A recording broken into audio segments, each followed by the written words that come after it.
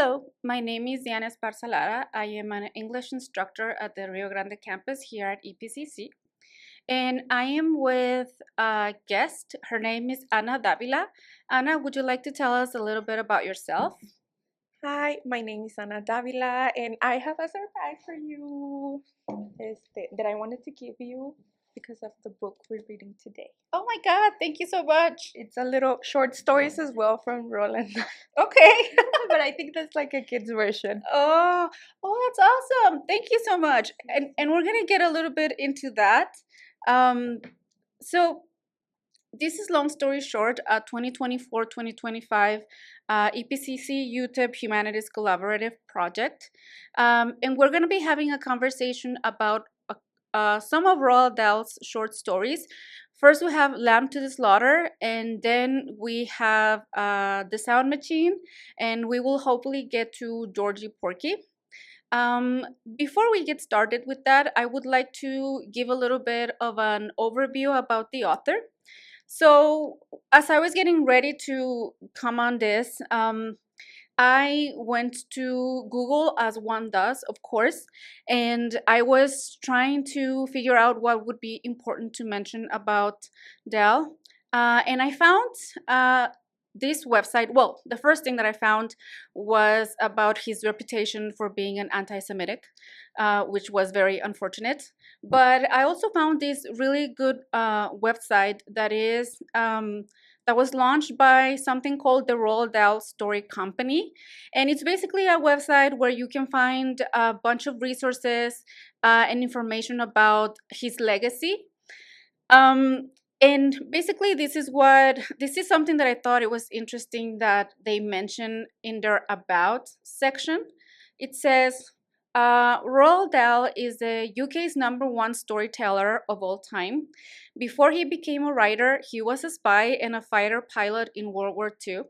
And I think this is important because even though, to be honest, I am guilty of not always researching the author's life, and I I like to kind of just read raw stories or novels first because I feel like sometimes we will be predisposed when we already know about an author, as opposed to when we don't know anything about it and we just go in blindly to read them.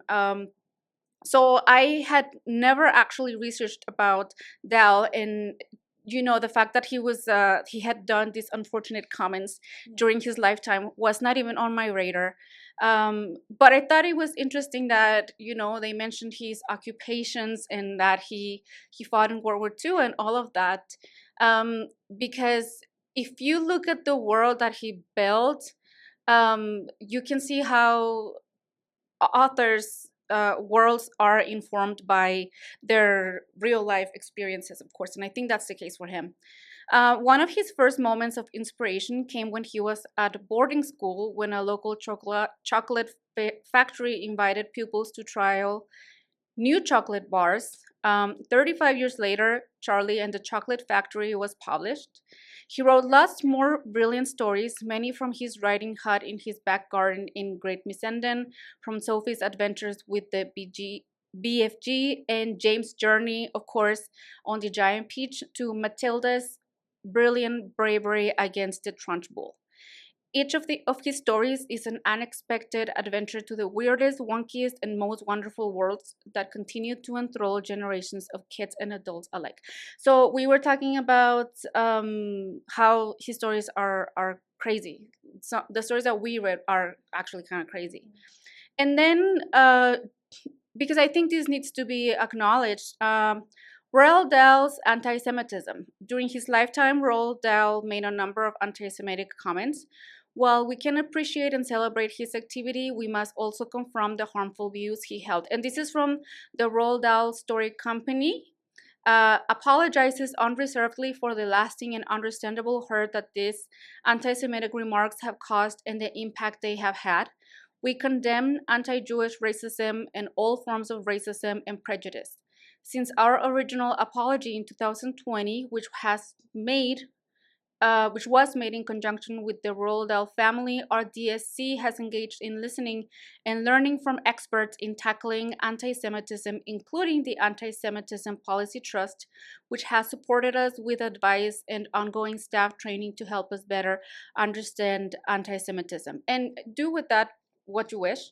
But I think it is important to acknowledge this, and then acknowledge this kind of reparative, um, or this attempt to restorative, I want to say, justice that people in his circle or people who would like to protect his legacy are doing, and to just kind of leave the question of, um, how can we how can we think about works of art or works of literature, when we know that an author has been less than perfect in their, or less than um, gentle or less than friendly in their views. So that's not something that we're going to answer right now, but I just wanted to kind of just leave that in the air and then continue with what brings us to the table today. So let's talk about Lamb to the Slaughter. And I'm going to try not to talk that much anymore. So, what I would like to know, or what I would like to do, is to hear from you. So, I think the first thing that we have to do is kind of tell the audience a little bit about what is this story in a nutshell. Can you tell us about that, Anna, please? Yes, so the story is about this lady who has a husband, and he comes one afternoon and tell her about something terrible that he did or something, and he has to leave her, which she's pregnant. She's pregnant. Mhm. I forgot about that part. So she's pregnant, but then he has to leave her, and he's like, oh no, like don't worry about it, like there will be no problem, like whatever. And I guess that shocks her enough, and she kills him in a very particular way. um and then she calls the police to be like, hey, like can you come and be like, someone murdered him. And then yeah, we see like the scene, but that's a grandes rasgos así es la historia. Yeah. So, something that I did want to let you know, before we continue, is that these stories, at least what we read, is not for kids. So, I mean, we know Matilda, we know the Chocolate Chocolate Factory, Factory. James and the Giant Peach, but this is, I mean, it's very imaginative, but it's not for kids. Yeah. So I'm curious to know, um, is there anything that you particularly liked or did not like about this story? Okay, so this was the first story that I read, and I was fully on expecting it to be something like the other titles that you mentioned, because I was like, okay, like Matilda or like Charlie the Chocolate Factory, and I thought it was gonna be like that. So it left me shook. I was like, oh my god, but what I really like is that it has a certain essence of a jury of her peers. Oh, Like, okay. do you see it? That is like, oh yeah, like this like wife and like the dead husband, and the police comes in. Well, yeah, well the police, the law, whatever. Comes in, and they're like, who could have killed him? Like we don't know. Like there's no suspects. Okay. Um, so can you tell us a little bit about a jury of their peers? Like, how does that go? What is that about? Okay, so a jury of her peers. Who's the author? I don't. Oh my God, I forgot. Is it Virginia Woolf? No, no, it's not Wolf. I Is don't that think so. Woolf? No. Well, Is it the one from Pride and Prejudice? Austin? Jane No. Austen? No, no, no, no. I don't remember her Let's name. Google it. Yeah, Okay. I was like, So you tell us a Jordan. little bit about how what that goes, and I will Google it for now. Okay, so a jury of her peers is the story about they found a man, and it's I guess to murder, and the wife is nowhere to be seen. So the police goes, and but the police, well, it's like like the town sheriff or something like that, and he comes with another man, and both come with their wives. And when then they're like looking over the things, and they're like, well, we don't know like who could be, but like meanwhile they're reviewing everything. The wives are like piecing like the piecing the puzzle, Mm-hmm. because they were also friends with the wife of the murdered man, right? and at the end it turns out that the lady murders the man because he strangled the little bird. So Okay. he felt like well, yeah, she wanted revenge. I guess that was the only thing she had in her life, like the little bird, because he was a bad husband.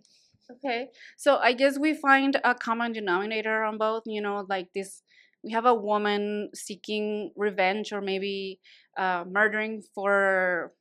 A passionate crime. No te creas, no. But I wonder what it is porque it doesn't tell us. It just like it's very like como te digo, like mysterious how he said it. Do you remember? Yeah, he doesn't exactly Yeah. say.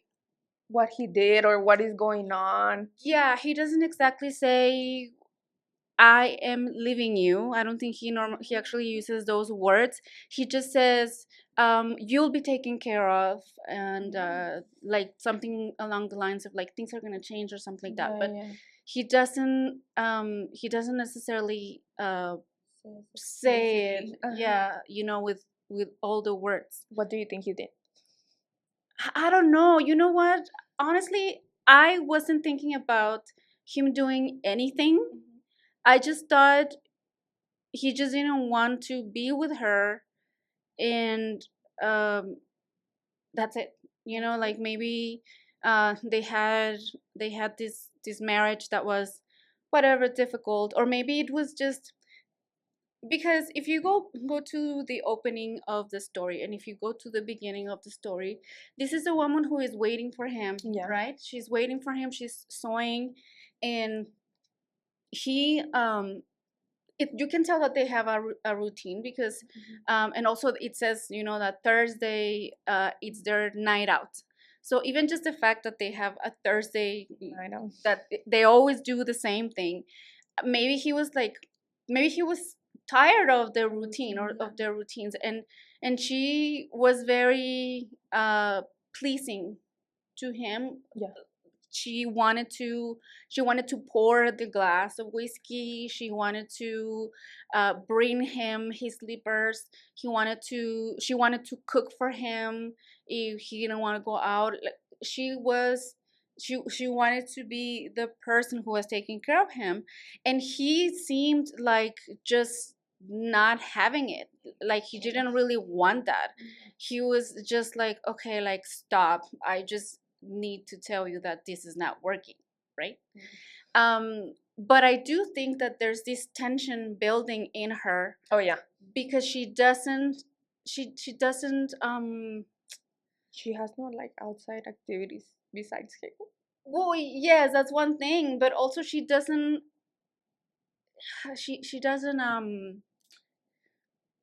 say anything.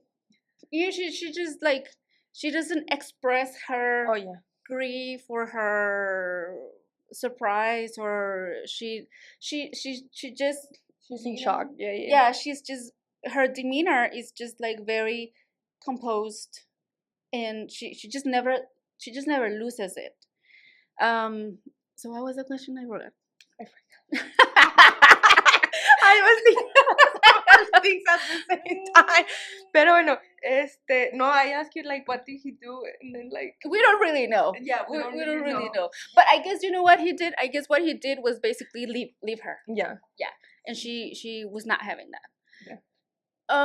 So let's move on to the part where we know that she commits this crime, right?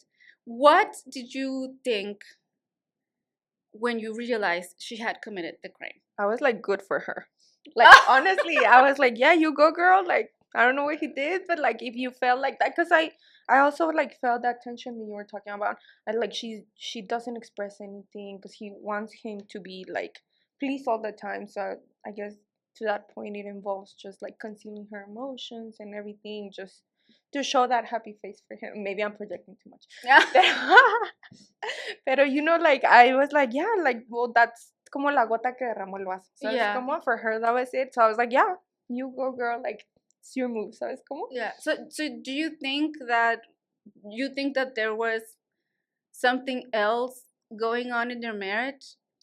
I mean, bro, I don't know. Like I have never been married, so You know, like, well, it's usually there's usually more things. Sí, sí. Pero yeah, I mean, you don't decide to kill someone out of nowhere, you know. So I hoping she was justified in it because I was rooting for her. You know what? That's a great point. I just thought she was like, maybe she didn't see it coming, and so she just like got mad and Plus, she was pregnant. there That you can- go. like Yeah. that was the reason. Yeah, I then like I didn't think of it. I thought, well, maybe she just like I keep forgetting that she's pregnant because she keeps drinking. She's drinking the whiskey, and then she's oh, like, she's drinking. I didn't notice that. She yeah, was, like at the beginning, she was like, "Oh, I made a strong one for him and a weak one for me." oh, that is And then she true. like keeps drinking like the whiskey so she can invite the other policemen. Then she'd be like, "Can you please pour me one? And like, pour one yourself, baby." Yeah, yeah. No, you're right. But yeah, like if someone leaves you and you're pregnant, I guess that's a good You reason. can understand. Yeah. Yeah. Um, I was shocked. Because I didn't think I knew that she was enraged, Mhm. but I didn't realize it was going to go that far. Because like I can see how I had actually to go back and she had the lamb. What is it, like a lamb Like leg? a lime, like yes, Yeah. a lime. She had the lamb's leg that she had been thinking, and I love that they mentioned the lamb before, so there's like this foreshadowing, like Yeah. remember the lamb because there's something gonna happen with that. And I like that. I like that they mentioned that, but I didn't realize at first that the lamp was frozen. So when they show that she throws the lamp, I was like, well, he's going to turn around and be like, what, What you the know? hell? And then when they're telling us, you know, when the narrator is telling us that he's dead, I'm like, wait, she Oh, threw a duh. lamp, like how? Like, and then turns out it's frozen. I'm like, oh, it was frozen the whole time. She knew what she was doing.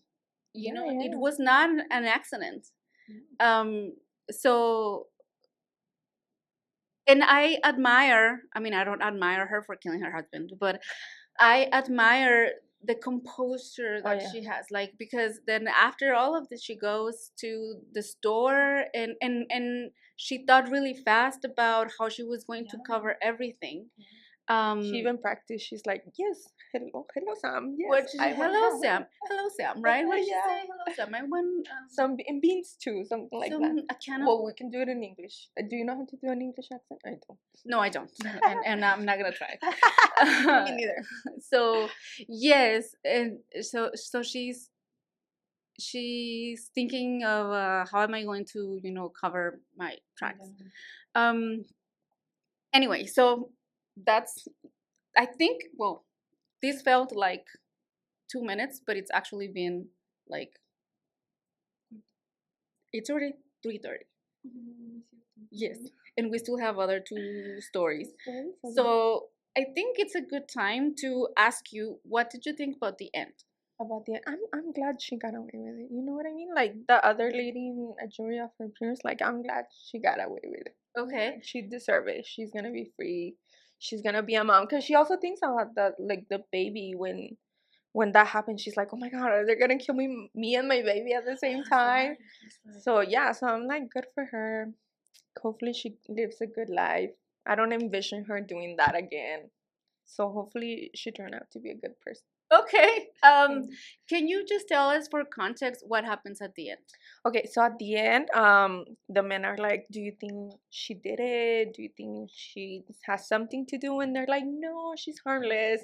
And the lady was like, "Oh my god, like I have this like lamb leg, and like he would like hate me if I don't give it to you." So the police and the detectives end up like eating the homicide, like Yeah, like, the murder weapon. the murder weapon, yes. Basically. So they ended up eating it, and they're like, "Oh my god, what could it be?" Like blah blah. And then at the end, yeah, they eat.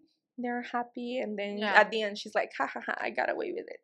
So they thought they were looking for the murder weapon, and they were really just like thinking about what it would be and where it would be, and that it was in the house.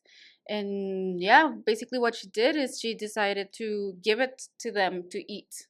Yeah. And it's really funny because as they're eating it, they are having this conversation about, oh, I wonder where it is. Do you think it was her?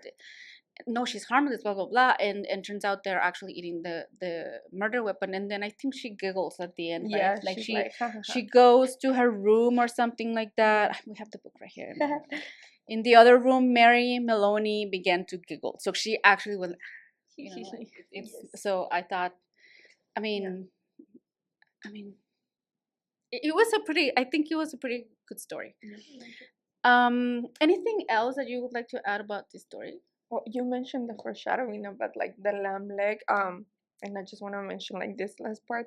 I really like the lamb leg that it turns like into a sign of love. Being like, hey, like I'm making this for you so you can eat and like nourish you, and then it turns into like a murder weapon. You know what I mean? So I really like that transformation. Yes, She's like she goes from love to hate like in one step. That is so symbolic. Yeah, Totally. yeah. So, Okay. like, the lamb is, and then it goes with the title. You know what I mean? I know. Who is the lamb in reality? See, this is what I like about literature that and right now where you said I'm glad she got away with it, and I hope that she had a good life.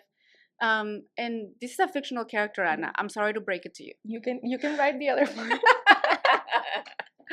But you never know where writers get inspired from. You don't know. Like, I am a follower of true crime, Yeah. and sometimes those true stories, I'm like, oh my god. Like, sometimes I'm hearing podcasts about true crime, and I'm like forgetting that this is actually something Yeah. that happened. It sounds to me like something you would read in a Like in a book. in a fiction book, but it's actually true. So you don't know who he Yeah. who Who is the like true Mary Malone? The the true real Mary life. Maloney. I know the real life one. Okay, all right. So I think this is good closure for the podcast. So that's it. I'm just kidding. No. Yeah. Let's move on to the sound machine. Oh yeah.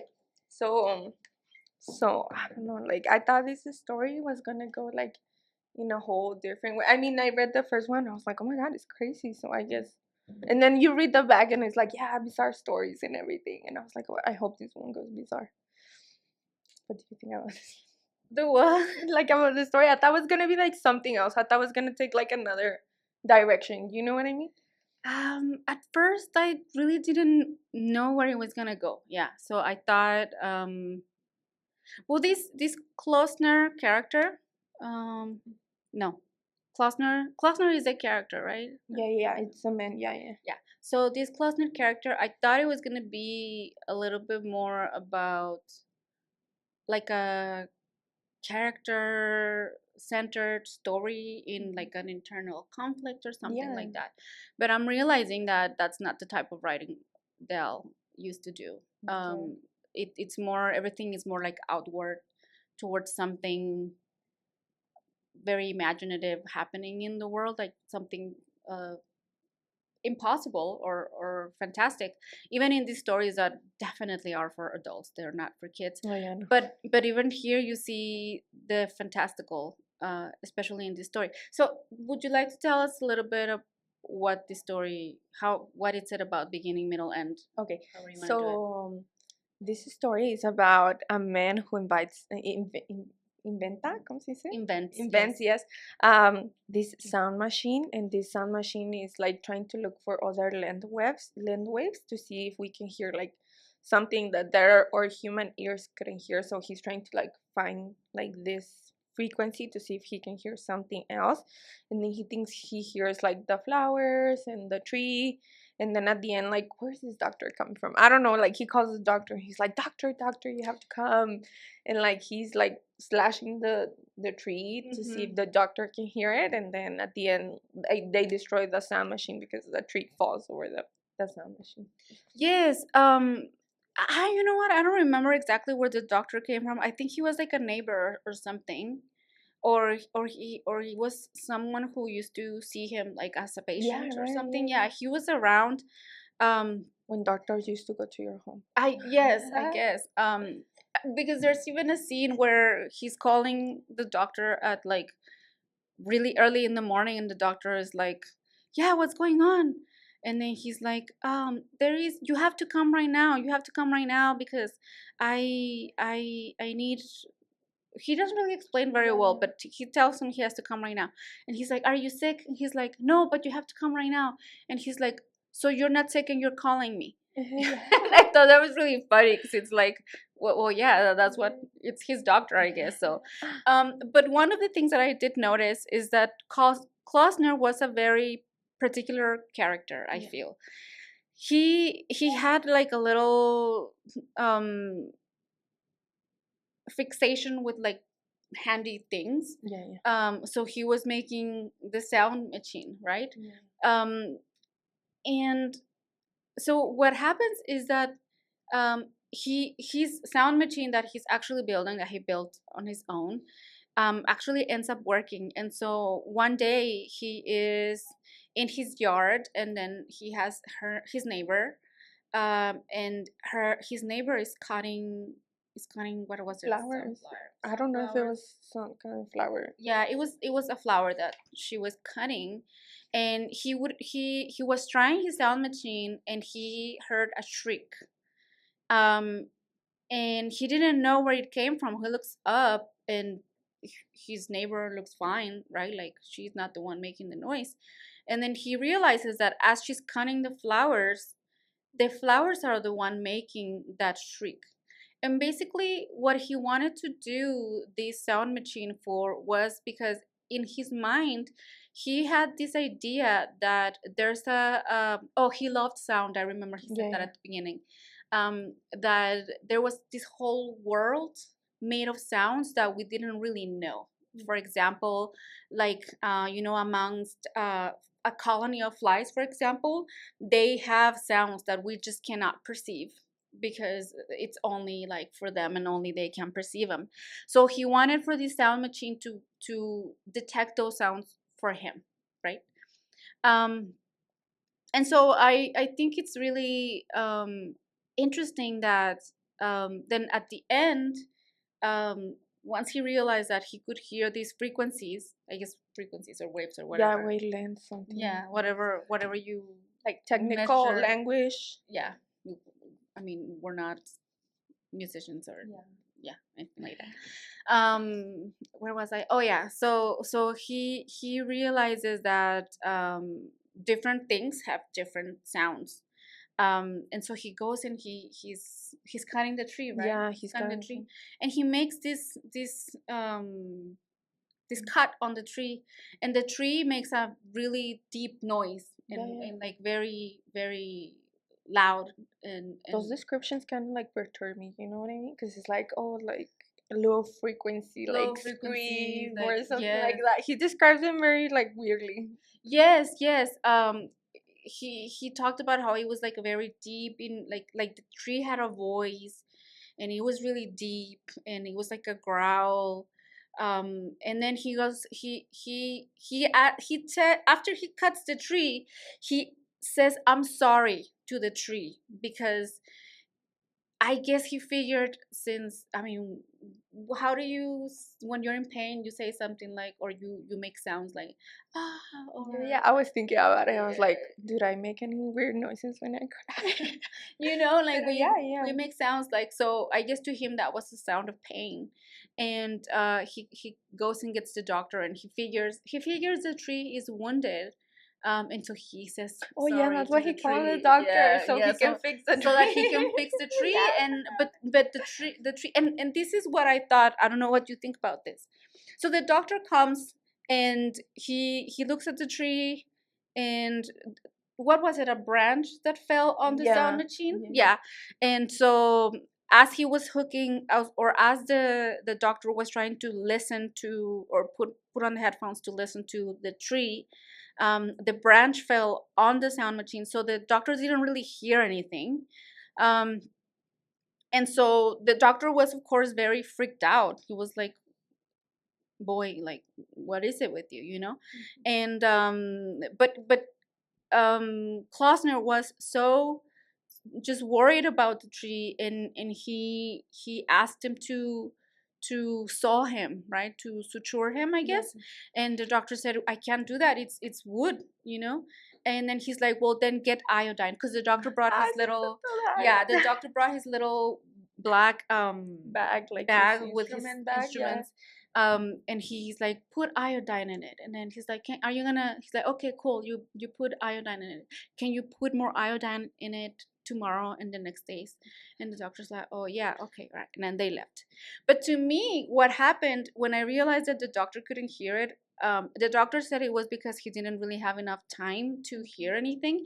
But then I'm thinking, what if the sound machine isn't even working? Yeah, I was thinking about the same thing too. I was Yeah. like, is he crazy? Is like, cause you said like he's a peculiar character. Cause it's like, cause then I was thinking, I was like, is Dahl trying to give us a story about like this mythical machine who like can hear sounds of pain, like the worst of all, or is him projecting his emotions into other things? Do you know what I mean? Yeah, because nobody else was able to hear it. I mean, of course, he didn't have enough time to like have anybody else Trying. try it. But I wonder if that's actually the discourse that Dell was going for. Um, so yeah. Um, okay. I don't know what to do next. So, what did you think about this story? I really like it. I really like it. At the end, it made me feel sad because I was like, I don't know if he's crazy or if he's like really found this wonderful machine, I guess. But then it's like, why? I mean, yeah, then we will have to like hear the pain of the trees and everything. And then, like, there's a point that he's like, oh my God, like, describing like a genocide of weed that he's like, I don't want to be in a weed field, like that's gonna sound horrible. And he describes it like he's very good with the descriptions and he's very graphic, and it's like, oh my God, like. And then he's like, what about the apples? And I was like, oh no, the apples fell. And I was like, oh yeah. Yeah, I think it's just anything that has roots. Yeah, Like yeah. anything that has roots, they can scream. I thought that was a little bit like, how do you know that you haven't tested it? He hadn't really tested it. He's already like going to dark. He's already, yeah. I was like, okay, so there were some things that made me feel like he was not a reliable narrator. Yeah. I'm not gonna get too much into them. But it did make me think, and I do recommend to read this story if you are the type of person who kind of wonders about the life in um, or how trees or plants or anything like that feel, you know, and how they we think that they don't feel pain, but what if they do? I mean, I don't really know anything about plants, but what if they do shriek, you know, or what if they do scream, you know, That and would we be just can't sad. hear them, you know? Because I am really sure, I mean, as peculiar as this character said, I think he did have a point when he mentioned that um I mean, insects have to make noises, right? Like they have to make noises for like themselves in their colony. Like I don't think that world that we can't hear because we're humans, I don't think that's something that is a quiet world. Like Yeah. it's It's there's, like, don't they say mushrooms kind of talk to each other or something? I don't know. They do. Then maybe I'm going crazy. No. I think we'll Google it later. Okay, we'll But I Google think it. We have a something lot like, to research after this. yeah. So I think they talk to each other or something like that. They have a system or Yeah. something. Um So yeah, like it yes. wouldn't be so crazy like to think that plants have like do sounds as well. Do you know? Yeah, it wouldn't be so far fetched. And it then brought me, maybe through some mental gymnastics, I'm not really sure, but then it really brought me to something that I sometimes think about, which is how we select the animals that we eat versus the ones that we domesticize, right? So I think, well, you know, like animals have a system of communication as well. And where, for example, we don't eat dog in Western society, right? Or cat. Um, but we do eat cow, right? And so cows are also smart animals, and pork. I mean, pigs are also Yeah, they're smart smart animals, animals. Yeah. and we eat them. And I feel like sometimes, I mean, this is not what this podcast is about, everyone, but it's something that I have often thought, and it kind of took me there. As how arbitrary sometimes we are on the things We choose to like acknowledge, you know what that I we mean? acknowledge, that we give We're very space. selective. Uh-huh. Yeah, we're Like selective. when we care about it, we're like, yeah, it's valid. But when we don't agree with it, we just want to fight it or something. Yeah, we want to eradicate it. Yeah. Uh-huh. So yeah, that was my closing thought. I don't know if you have anything else for the story. Oh yeah, there's a part that he's like, because I wanted to ask you. I was like, what do you think about it? That is, where is it? Mm, mm, mm, mm, mm. Da. Oh yeah, like he says in page 355, a flower probably didn't feel pain. It felt something else, which we didn't know about. Something called toin or sperl or plumagement or anything you like. So I guess like these are like made up words. You know what I mean? Like toin and sperl and plumagement. Like I feel like toin is a torn and pain combined, or like punishment is like plucking and punishment. So I was thinking, I was like, what do you think if there was a feeling for flowers being plucked and like have like pain? How would you call it? I think I was like, oh, maybe like pluck. You know what I mean? Like plucking and death. Like, oh, they pluck or something like That's that. that's so interesting. I didn't think of that. I don't know. I actually circled those words because I was like, I gotta look those up because I don't know what that means. I think he made them up. Maybe probably they're like Yeah, real well, words. yeah, and then I forgot about doing it, but we definitely should look up Toyn Spurl or Plenacament, I don't know. and then see if they actually exist, because that would be a really good. Um, of course, like if you have this world of sounds, this new world of sounds for something that we didn't acknowledge in the past, then maybe there's a new language as well. Yeah, yeah. So that's very interesting. Ah, cool. Okay, that's a really good thought to close the story with. Okay, unfortunately we're not gonna get to Georgie Porky. I'm so sorry. I knew we were gonna take a long time with these stories because They have a lot of they them. have a lot of, yeah. But I do want to close by not only, well, first I want to thank you for participating in this podcast. Um, Something that we're trying to do is have this type of conversation about these stories. Um, a conversation that you can have with a friend, and that you don't have to feel like literature is for literature students or literature professors or anything like that. And so I really appreciate that you said yes to this project. But I also want to ask you a couple of questions. First, um, well, actually, just one question. Okay. Why do you think people who, I know we're both in the reading, writing, teaching, but we have had people in this podcast from like architecture majors, we're gonna have someone from psychology, um, what else are we gonna have? Someone from accounting. So why people who are not into teaching literature, who do not study literature, who don't have English as their major, why do you think they should read these stories, This Davila? story, oh no. You like, even if you don't like anything like that, if you like crazy and like they're short stories, you know what I mean? I feel like they're easier to read. I mean, for people like that like are not into reading or anything, so maybe it could be like a good start. And like they are like, it's called Tales of the Unexpected, and you really don't expect anything that is in the in the readings. They're really crazy. Um, like for example, the one that we're not gonna talk about, like it comes from one thing and then goes to another extreme. So it's really fun. It's really fun. It's really crazy. Like it really tells you like it's nothing like you have read before. Do you know what I mean? Like, it was nothing like I have read before. At least it was like wow. And then it coming from him that I have never read him, to be honest. I only Yeah. knew Matilda and like and I was like okay, like yeah, it's gonna be like nice, like little kid stories. And then I read, I was like oh my god, like no, this is totally different. I didn't know I didn't know he actually wrote this type of story. I thought everything was kid Yeah, me stories. too. So yeah, that was a good surprise.